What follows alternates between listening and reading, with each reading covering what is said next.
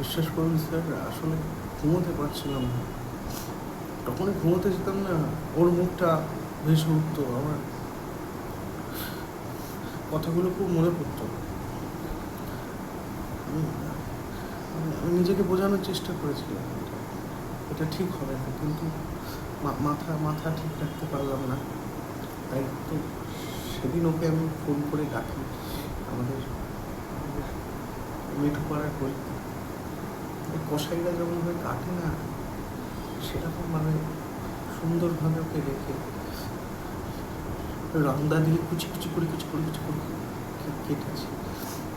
আমি খুব আনন্দ পেয়েছি স্যার, যখন ওর রক্তগুলো ছিটকাচ্ছিল, ওই চিৎকার করছিল, আমার খুব ভালো লাগছিল, খুব আনন্দ হচ্ছে। আসলে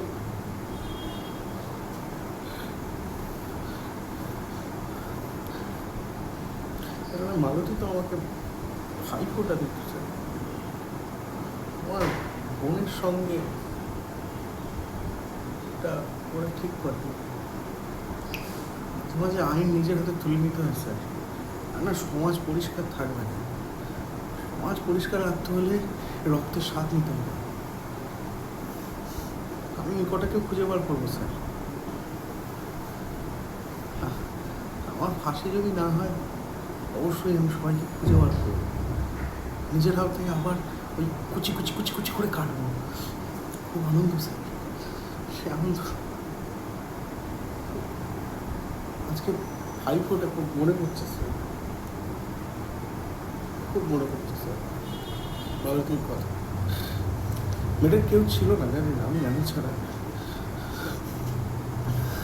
ওই জানোয়ারগুলো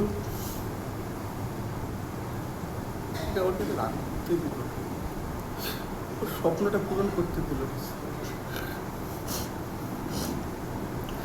আপনারা তো কিছু করবেন না, ওদেরকে ধরলেও ছেড়ে দেবেন। তার জন্য মাঝে মাঝে এরকম পশু মার্কেটে না আসলে, রক্তের স্বাদ না নিলে, হিংস্র না হলে কী করে পাবে? তো এবার গরুটার কথা খুব মনে হচ্ছে স্যার, একবার আজকে যেতে দেবেন ওই কাশিমপাড়ার কবরটার সামনে স্যার? দিন না স্যার, আজকের দিনটা আমার ধর্ম জিজ্ঞেস করছেন স্যার।